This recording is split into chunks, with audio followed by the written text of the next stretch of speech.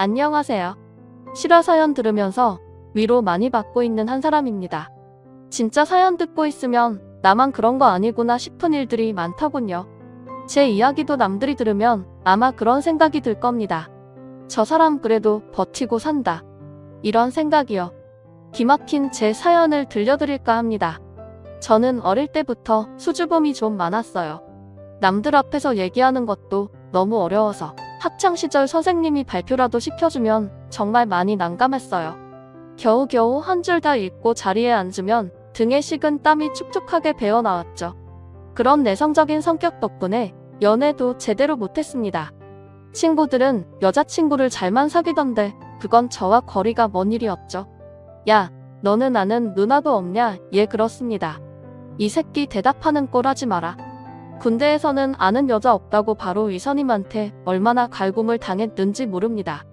하다못해 누나라도 있었으면 거기라도 비벼봤을 텐데 안타깝게도 저는 외동이었어요. 한 번도 부모님께 싫은 감정을 느껴본 적이 없었는데 그때는 누나나 동생 하나 안 나눠주시는 게 그리 원망스러웠어요. 그렇게 힘든 시간도 버티다 보니 다 지나갔습니다. 버틸 때는 정말 죽을 만큼 힘들었는데 지나고 나니 이제는 웃으면서 욕 한마디 하고 지나갈 정도가 됐어요. 상황이 그렇다 보니 직장을 가지고 나이가 먹어가도록 연애도 한번 제대로 못하는 지경이었어요. 그래도 집안에 하나 있는 귀한 아들인데 여자친구 하나 못 사귀고 있으니 어머니는 속이 말이 아니셨어요. 이번 주에 선 한번 보자. 또요? 아니 그럼 어쩔 거야. 너 장가도 안 가고 평생 혼자 살 거야. 알겠어요. 누나랑 단둘이 있는 게 어려운 사람이 선달이라고 뭐 편했겠습니까? 내키지는 않았지만 하라는 거라도 해야 어머니한테 덜 혼나지 싶어서 억지로 선을 보러 다녔죠. 주말마다 잡힌 선자리에 꽤 많이 나간 것 같아요. 나름 외국계 회사에서 안정된 직장을 가지고 있고 저 나름 허우대도 멀쩡하다고 생각했기에 그래도 마음이 맞는 사람이 생기지 않을까 내심 기대를 했는데 이게 웬일일까요? 선을 보는 사람마다 퇴짜를 놓더라고요. 네, 이쯤 되면 아무래도 저한테 문제가 있었던 것 같죠. 저도 이제서 생각해보면 그때 좀 적극적으로 해볼 걸 하는 아쉬움은이지만 그 당시엔 그런 생각까지 못했어요. 당장 단둘이 만나는 게 어려웠으니까요. 그래도 사람이 짝이라는 게 있는지 그렇게 수없이 퇴짜 맞던 선자리에서 저를 바라봐주는 사람이 있었습니다. 오늘 정말 즐거웠어요. 혹시 시간 되시면 내일 저녁 식사 나 같이 할까요? 아, 네, 좋습니다. 네, 그럼 내일 뵐게요. 조심히 가세요. 해도 자꾸만 안 되니 나는 정말 연애 따윈 안 되는가 보다 생각하면서 한동안 선을 안 봐야겠다고 맘먹고 나간 자리였어요. 거기서 만난 그녀는 여지껏 만났던 사람들과 너무 달랐어요. 다르다 못해 정말 특별했죠. 제가 말을 잘 못한다고 했잖아요. 그런데 제 마음을 너무나 편하게 해주는 그녀 앞에서 저도 모르게 주저리 얘기를 늘어놓고 있더라고요. 게다가 그런 저를 멀리하지도 않고 오히려 또 만나자며 약속까지 잡고 가는 그녀의 뒷모습이 보이지 않을 때까지 움직이지도 못하고 바라봤습니다. 그때 느낌은 정말 천생연분을 만난 것 같았어요. 그리고 지금 이 여자를 안 잡으면 두 번의 기회는 없을 거라는 예감도요. 선을 보고 들어오는 날엔 늘 죽상이었는데 웬일로 표정이 밝은 저를 보시곤 어머니는 바로 눈치채셨어요. 너 잘 됐구나? 그렇지 맞지 그런 것 같아요 엄마. 아이고 이제 네가 임자를 만났다. 잘 됐다 잘 됐어. 그냥 내일 같이 밥 먹기로 한 것뿐이에요. 김치 국물 먼저 드시지 마세요. 뭐든 시작이 반이랬다. 내일 가서 더 휘어잡고 와. 알았지? 제 성격을 잘 아시면서 휘어잡고 오라는 엄마를 보며 저도 웃음이 났습니다. 그날은 집에 와서도 계속 웃고 있었던 것 같아요. 모두 그녀 덕분에요. 다음날 약속대로 그녀와 저녁을 먹었어요. 둘이서 근사한 레스토랑에 갔는데 고기를 썰어서 먹는 그녀의 모습이 너무 예쁘더라고요. 이미 제 눈엔 콩깍지가 씌었던 거죠. 식사 안 하세요? 고기 부드럽고 맛있는데 좀 드시지 그래요. 아, 저는 왠지 배가 부르네요. 얼마 안 드셨는데 벌써요. 네, 은영씨 먹는 것만 봐도 배부르네요. 어머, 정말요. 평소에는 하지 않는 말을 나도 모르게 하고 있었어요. 그런 제가 저조차도 신기했습니다. 사람 마음이 한번 주고 나니 속절없이 빠져든다는 게 정말 신기했어요. 몇 번의 만남을 더 가지고 저희는 연인이 되었어요. 애초에 결혼을 전제로 만남을 가지긴 했지만 어느 정도 연애도 하고 싶었거든요. 혹시나 저한테 마음이 식어서 헤어지자고 할 수도 있으니까요. 제 맘 같아서는 당장 결혼해서 어디 가지 못하게 꽉 잡아두고 싶은 마음도 컸지만 결혼을 실패하지 않고 싶은 마음도 있었거든요. 확신 같은 게 필요했어요. 기성 씨가 이전에 만났던 여자들은 어떤 스타일이었어요? 네, 그냥 궁금해서요. 기성 씨가 저한테 너무 맞춰주는 것 같아서요. 안 그래도 되는데 저도 기성 씨 맞춰주고 싶어요. 아, 그래요. 저 여자랑 사귀는 거 이번이 처음입니다. 정말요? 거짓말 진짜예요. 연애가 처음이라는 말에 그녀의 눈이 동그라지더라고요. 그렇게 놀랄 일인가 싶었지만 제 나이를 생각하면 그럴 수 있겠다 싶었어요. 사람이랑 얘기하는 게 어렵더라고요. 그래서 연애도 잘 안 되고 어머니가 너무 걱정하셔서 선보러 다닌 건데 저는 전혀 눈치채지 못했어요.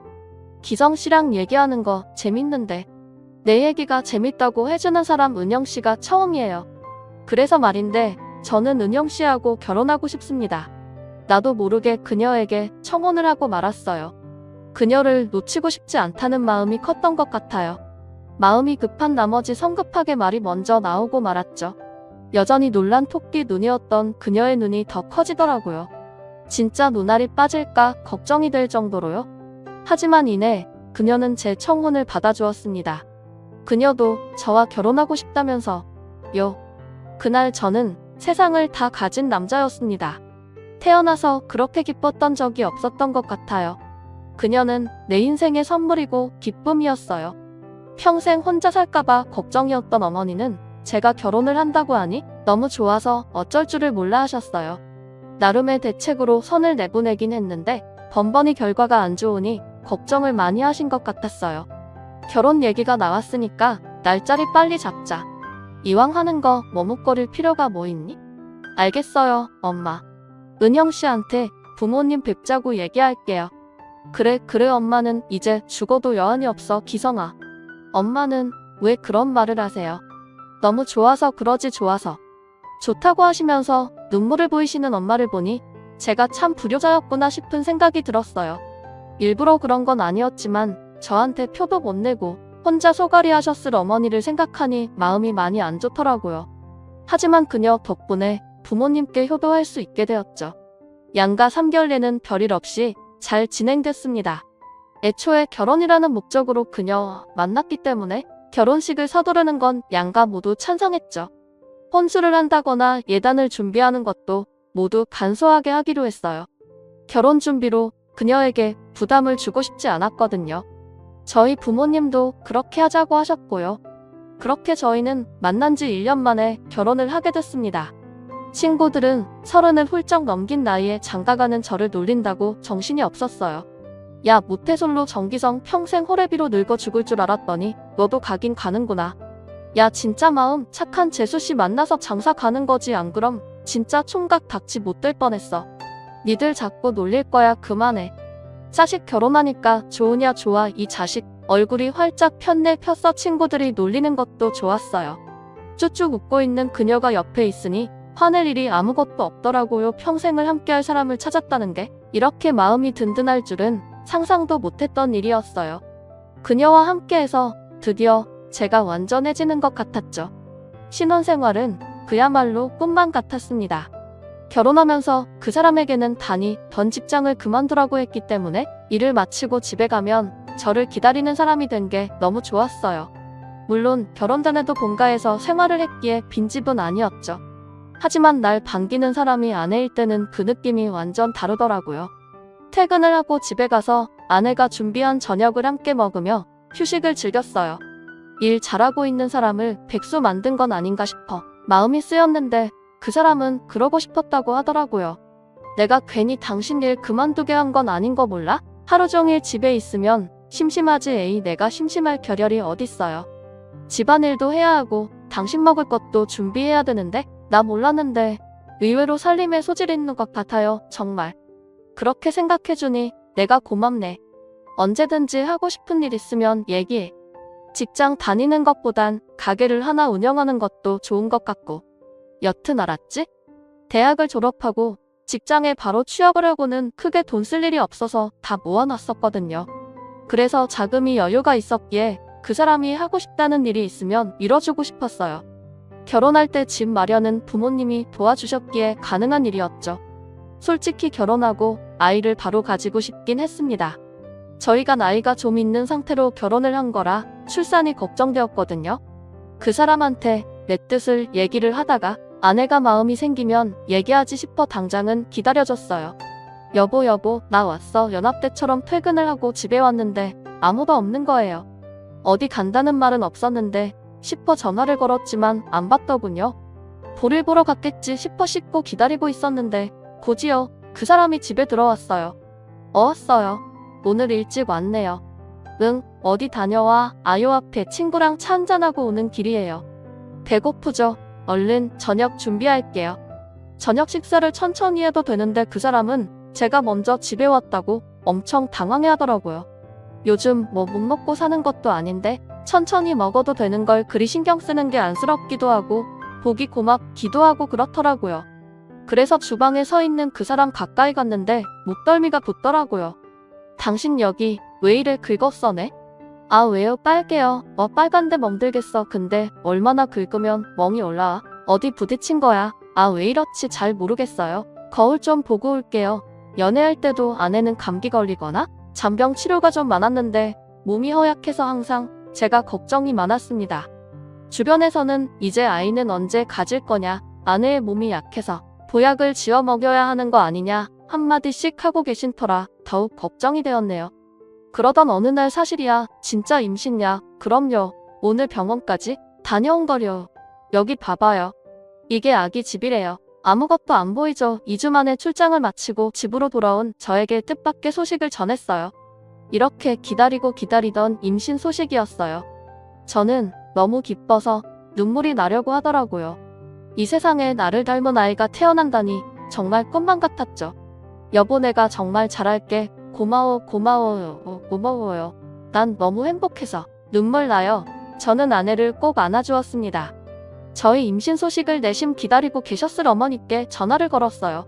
정말이니 새아기가 임신했대. 네 엄마 이제 2개월이래요. 기성아 정말 축하한다. 새아기한테도 애썼다고 전해라. 네 엄마 저의 결혼에 이어 임신까지 저희 부모님은 그야말로 겹경사가 생겼다고 좋아서 어쩔 줄은 모르셨어요. 그 위에 부모님 지인들은 이미 손주들을 보시고 그 재롱에 웃을 일이 있다고 그리 자랑을 하시는데 본인들도 결혼도 안 한 아들만 바라보고 있으니 얼마나 답답하셨겠어요. 이 모든 걸 이뤄준 아내는 집안의 보배와 다름없었어요. 새아가 뭐 갖고 싶은 거 없니? 그래 필요한 거나 갖고 싶은 거 있으면 말하거라. 네 얼마든지 사주마 아니에요. 어머님 아버님 이미 기성씨가 다 해줬는데요. 여보 그러지 말고 우리 새아가 차나 바꿔줍시다. 이제 임신해서 다닐 때 안전하게 다녀야지. 그래 그러자꾸나 기성이가 차를 좀 골라봐라. 알겠어요. 부모님은 아내가 혹여나 불편한 게 있을까를 신경 쓰셨어요. 그리고 집안에 행사가 있을 때마다 열흘거나 찹쌀만 했다가 금방 가라고 하셨어요. 두 분이서 할 수 있는 배려는 다 해주셨죠. 부모님이 얼마나 손주를 기다리셨는지 누구나 알 만큼 마음을 많이 써주셨어요. 임신한 지 6개월이 지나자 아이 성별이 나왔어요. 두근거리는 마음으로 병원을 갔는데 아들이라고 하더군요. 마음속으로는 딸을 기다리고 있었는데 아들이란 얘기에 약간은 서운했습니다. 그런 저를 보고 아내가 당신 외동이라서 아들이 나왔으면 했는데 바람대로 된 것 같아서 너무 좋아요. 어머니 마누님께도 며느리 노릇 제대로 하는 것 같고요. 뭘 그렇게 생각해 요새 세상에 아들이든 딸이든 건강하게 잘 키우면 되지. 어머니께 얼른 알려드려야겠어. 당신이 전화해. 내가 장모님께 전화드릴게. 양가 어른들께 전화로 아들이라고 알려드리니 어찌나 좋아하시던지 옛날 분들이라서 그런지 아들이라 든든하다고 하시면서 잘했다고 대견하시다며 아내 덕분이라고 몇 번이나 그러시더군요. 저희 집은 어머니, 아버지 두 분 다 며느리 사랑이 대단하셨어요. 정말 아들인 저보다 더 챙기시는 게 눈에 보일 정도였으니까요. 막달이 다가올수록 아내 비가 정말 상상도 못할 정도로 커졌습니다. 임신한 여자비를 가까이서 보는 건 처음인지라 이래도 되나 싶을 정도로 커지더라고요. 아이가 커갈수록 태동을 할 때 출렁이는 모습을 보며 그제야 실감이 났어요. 요 녀석 얼마나 장난꾸러기로 나오려고 이렇게 태동이 심해. 그러니까요. 밤에 잠도 잘 못 잔다니까요. 아빠 닮았으면 점잖을 텐데 말이에요. 성격은 당신 닮은 모양인데 아이참 태어날 아이를 기다리는 저희 부부는 정말 서로를 아끼고 사랑하는 마냥 행복한 부부였어요. 저는 회사 업무 특성상 해외 출장이 잦았어요. 2달에 한 번씩은 2주씩 꼭 출장을 다녔으니까요. 아내가 임신한 동안에도 출장을 다녔었는데 그럴 때마다 아내는 친정에 가 있고는 했었죠. 이번에도 2주는 걸릴 거야. 당신 홀몸도 아닌데 이렇게 두고 가려니 마음이 많이 쓰이네. 괜찮아요. 당신 없는 동안에 친정에 가 있으면 되는데 뭘. 마음 쓰지 말고 다녀와요. 최대한 기간 당겨서 올게. 몸 조심해. 알았지? 발걸음이 안 떨어지는 걸 억지로 떼서 저는 미국으로 출장을 떠났습니다. 아내가 친정에 가 있겠다고 했으니 그나마 안심이 되었지만 그래도 마음은 쓰였죠. 게다가 매일 보던 사람을 못 보게 되니 더 보고 싶더라고요. 매일 영상통화로 버텼습니다. 그러던 중 그날도 영상통화를 하려고 전화를 걸었는데 웬 남자 목소리가 들리더라고요. 당신 친구만 한다고 하지 않았어. 남자친구야. 아, 그게 사촌동생이에요. 우리 결혼식 날 봤죠? 인사해. 아, 안녕하세요, 매형. 오랜만이죠? 아, 오랜만이네.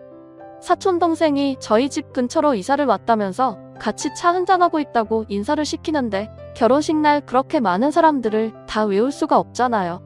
그래서 기억에는 없지만 본 것처럼 인사를 했죠. 혹시 모른다고 하면 실례가 될까봐요. 한국에 들어가면 같이 술 한잔하자고 마무리하고는 전화를 끊었는데 아내를 짧게 봐서 저는 또 서운했죠. 그리고 사촌동생이라고는 하지만 제가 잘 모르는 사람과 같이 있는 것도 싫고요. 출장 때문에 멀리 있는 게 더더욱 싫었던 것 같아요. 하루라도 빨리 한국으로 들어가려고 잠을 줄여가며 일을 했어요. 출장을 마치고 집으로 돌아오면서 아내의 그 사촌동생부터 만나봐야겠다는 생각이 들었어요. 우리 집 근처로 이사를 왔다고 하니 만나기가 더 수월할 것 같았죠. 원래 하는 일이 이거니 앞으로 출장을 다녀야 하는데 또 저 없을 때 둘이 만나고 있으면 마음이 불편할 것 같았어요. 그래서 저도 친해져놔야겠더라고요. 혹시 또 제가 부탁할 일이 있을 수도 있으니까요. 집으로 돌아와서 집에 사촌동생을 초대했습니다. 아내보다 2살 어린 사촌동생은 저에게 매형 거리면서 애살 있게 굴었고 성격도 서글서글하니 좋고 호흡대도 훤칠하니 좋았어요.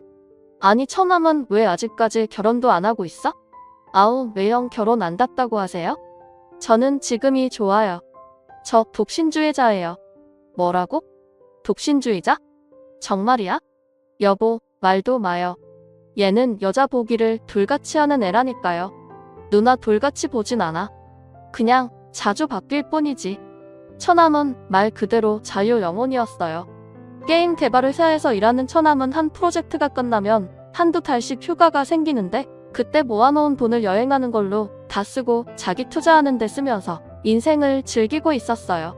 한편으로는 남자들의 로망이기도 하고 부럽기도 했지만 저는 제 옆에 앉아서 제 밥 위에 생선살을 발라주는 아내와 곧 태어날 우리 아들을 생각하며 고개를 절레절레 흔들었습니다. 처남 즐길 만큼 즐기고 얼른 결혼해서 자리 잡아. 얼마나 행복한지 몰라? 그쵸, 여보? 아우, 이 커플 완전 닭살 커플이네. 셋이서 보낸 식사 시간은 즐거웠습니다. 그리고 처남은 종종 저희 집에 와서 저와 술을 한잔하기도 하고 자고 가기도 하면서 더욱 친해졌어요. 해외 출장이 많았던 저는 처남이 저희 집 근처에 산다는 것이 너무 큰 위안이 되었고 늘 아내가 걱정이었는데 한시름 놓아도 되겠다는 안도감이 들었어요. 그렇게 시간이 흘러 아내는 예쁜 아들을 출산했습니다. 첫 아들은 아빠를 닮는다는데 어쩐지 아내를 더 많이 닮은 듯한 우리 아들. 눈에 넣어도 안 아프겠다는 그 말이 그제서야 실감이 나더군요. 양가 어른들도 아들이 보고 싶어서 늘 영상통화를 하시고 집에 손주 보러 가도 되냐고 하셨어요. 제 눈에도 일이 예쁜데 오죽하실까요? 그래도 출산하고 몸조리하는 아내에게 피해가 될까봐 참고 계시는 양가 부모님인 걸 알기에 저는 더 자주 아들의 사진이나 동영상을 보내드리곤 했었죠. 아들 녀석이 100일쯤 되었을 때 저희 가정에 변수가 생겨버렸습니다. 제가 2년간 해외 발령이 나버린 거죠. 그리고 그때 마침 코로나가 전 세계를 강타했어요. 보통 해외 발령이 나면 가족 모두 갈 수 있도록 회사에서 배려를 해주는데 생각지도 못한 코로나 때문에 그렇게 못하게 되었어요. 결국 저는 아내와 사랑스러운 아들이랑 2년간 떨어져 있게 되었죠. 이제 한참 뒤집고 옹알옹알거리는 아들이 눈에 밟혀서 정말 회사를 그만둬야 하나 이런 생각까지 들었습니다. 2년이라는 시간 동안 아내 혼자 독박 육아를 해야 되는 상황도 너무 미안했고 출산하고 잠을 많이 못 자서 힘들어하는 아내를 봐왔던 터라 더욱 그랬어요. 여보, 정말 미안해. 어쩔 수 없죠. 코로나 때문에 다 같이 가는 건 말도 안 되잖아요. 말로는 괜찮다고 했지만 아내의 눈에는 눈물이 그렁그렁 맺혀 있었습니다. 발령 전 2주일간 회사에서 휴가를 받아 저는 아내와 아들을 위해 그 시간을 오롯이 헌신을 했어요. 아침, 점심, 저녁 밥도 다 차려주고 아내에게 살림은 손도 못 대게 했죠. 여행을 마땅히 갈 수가 없어서 좋은 풀빌라와 호텔에 가서 시간을 보내게 됐어요. 저희 부모님께서 아들을 맡아주신 덕에 아내와 행복한 시간을 보냈습니다. 그렇게 2주가 흐르고 출국하기 이틀 전 저는 처남을 집으로 불러서 함께 술 한잔을 하며 아내를 잘 부탁한다고 했죠. 네, 형. 걱정 마세요. 제가 누나랑 우영이 잘 챙길게요. 고마워. 처남에 있어서 얼마나 든든한지 몰라.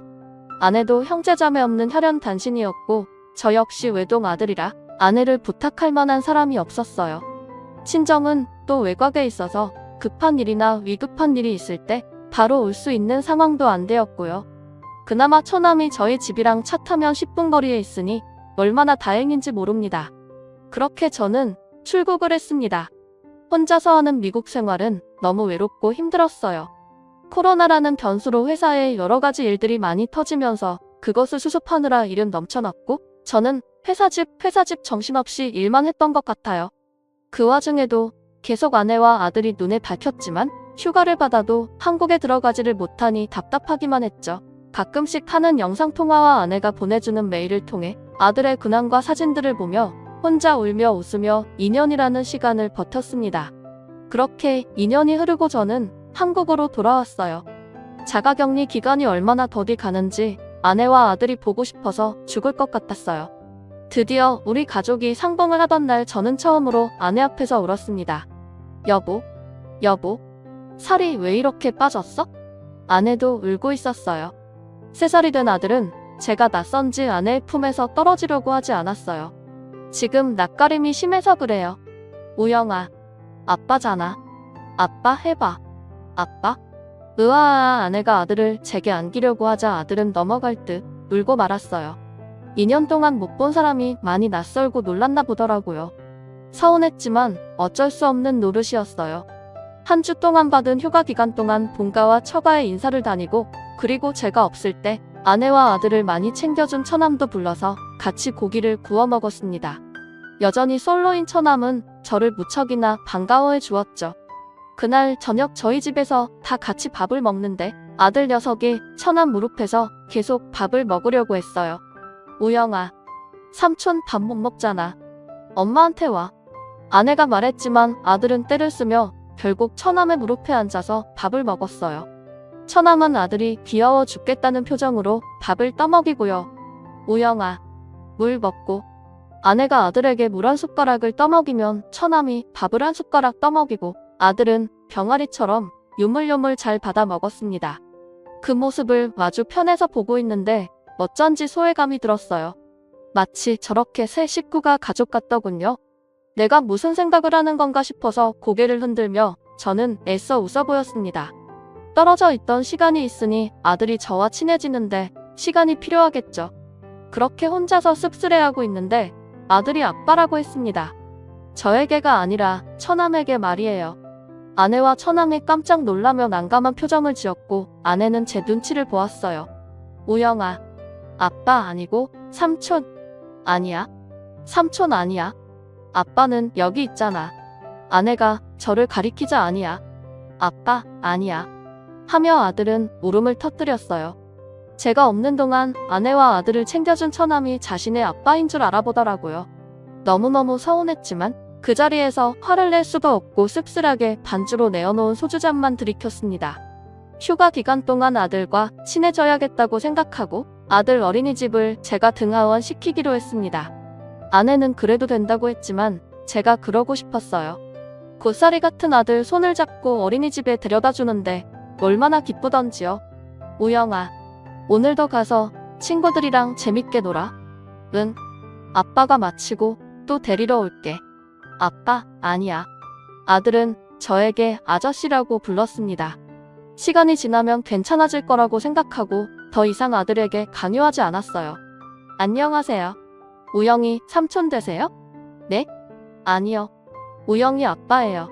네? 아빠요? 아, 네. 아들을 어린이집 앞에 데려다 주는데 아들의 담임 선생님으로 보이는 여사분이 저에게 인사를 했고 제가 아들의 아빠라는 말에 엄청 당황해 하시더군요. 집에 돌아가서 아내에게 혹시 처남이 우영이 어린이집 데려다 준 적 있어? 네? 아, 네. 제가 컨디션 안 좋고 하면 저 대신 데려다 주겸 했었어요. 네요? 무슨 일이 있었어요? 아니, 어린이집 선생님이 내가 우영이 아빠라니까 엄청 당황해 하시더라고. 아, 당신은 처음 보니까 그랬을 거예요. 그래도 처남이 우영이 아빠인 줄 알던데 나 좀 서운해. 에이, 뭐가 서운해요. 선생님 마음대로 그렇게 생각한걸. 이제 당신이 한국에 왔으니까 상관없잖아요. 뭔가 처남에게 제자리를 빼앗긴 듯한 느낌이 들었어요. 일주일의 휴가는 너무 빨리 지나갔고 저는 다시 회사로 복귀해서 바쁜 나날을 보냈습니다. 적응도 해야 했고 해야 할 일들도 너무 많았어요. 늦게 귀가하는 날이 많아졌고 제가 집에 가면 아내와 아들은 이미 자고 있는 날들이 많았죠. 그래도 자고 있는 아내와 아들을 보며 힘이 났어요. 그러던 어느 날, 그날은 일이 일찍 마무리되어 평소보다 일찍 퇴근을 하게 되었고 저는 서프라이즈로 아내를 위한 꽃을 하나 사고 아들에게 줄 뽀로로 케이크를 샀죠. 내친 김에 아들도 제가 픽업해서 집으로 가려고 아내에게 전화를 했는데 전화를 받지 않더군요. 바쁜가 보다 싶어서 저는 아들의 어린이집으로 향했고 그곳에서 아내와 아들 그리고 옆에 서 있는 처남을 보게 되었습니다. 뭐지? 처남이 이 시간에는 왜? 뭔가 예감이 좋지 않았습니다. 창문 밖으로 아들이 처남에게 아빠라고 달려가는 모습이 보였습니다. 아내는 활짝 웃고 있었고 처남은 아들을 번쩍 안고 비행기를 태워주었어요. 너무 황당하고 이게 무슨 상황인가 싶어서 가만히 보고 있는데 3명이 처남 차를 타고 어디론가 가더군요. 저는 몰래 그 차를 따라갔습니다. 그때 저의 전화 벨소리가 들리고 핸드폰을 보니 아내였습니다.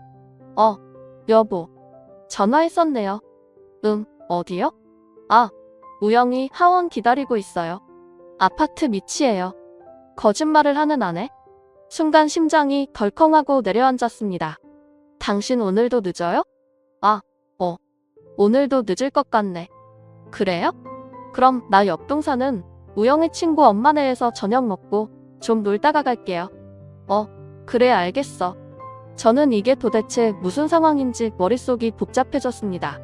왜 처남과 있는 것을 숨기는 건지, 왜 저에게 이런 거짓말을 하는 건지 도무지 이해가 되질 않았고 감도 잡히지 않았어요.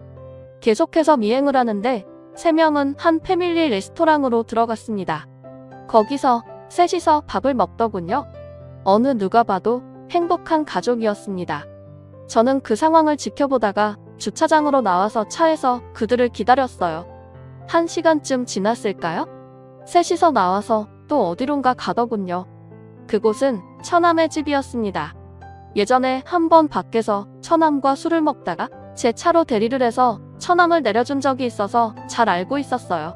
그때 처남이 인사불성이 되어서 제가 집 안으로 데려다 주었었죠. 그땐 저도 많이 취해서 몰랐는데 지금 생각해보니 남자 혼자 사는 집인데 엄청 깔끔했고 화장실에 칫솔 그리고 여자들이 쓰는 화장품이 있었던 것 같습니다. 워낙에 자유 영혼이니 그랬겠거니 하고 넘어갔는데 그 집에 아내와 아들과 함께 들어가는 모습을 보니 온갖 생각이 다 들면서 심장이 미친 듯이 뛰었습니다. 3명이 아파트 안으로 들어갔고 저는 밖에 서 있다가 마침 안에서 나오는 사람 덕분에 들어갈 수 있었어요. 기억을 더듬어서 처남이 사는 호수 앞으로 갔습니다. 제가 어릴 적부터 숫자에 대한 강박 같은 게 있어서 숫자를 굉장히 잘 외웠거든요. 눈앞에서 3사람이 나오길 기다렸어요. 배를 눌러봐야 열어줄 것 같지 않았으니까요. 1시간쯤 기다렸던 것 같아요. 드디어 문이 열리고 세 사람이 나오는데 문 앞에 앉아있는 저를 보고 화들짝 놀라며 여보, 여기는 어떻게? 네, 형. 두 사람 뭐야? 왜 여기 있는 거야? 옆동에 있는 우영이 친구 집에 간다고 하지 않았어? 아, 그게 그러려고 했는데 기범이가 같이 저녁 먹자고 해서 말 못해서 미안해요.